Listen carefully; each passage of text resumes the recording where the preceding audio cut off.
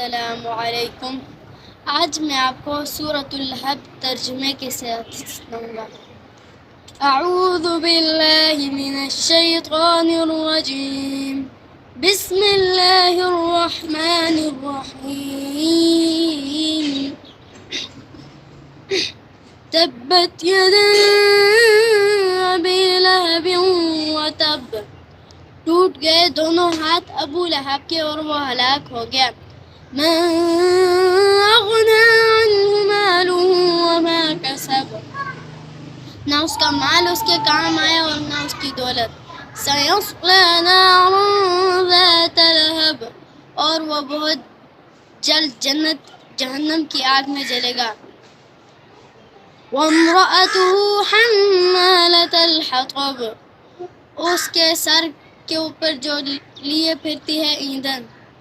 وامرأته حمالة الحطب في جيدها حبل من مسد، اور اس کے گلے میں مونج کی رسی ہے۔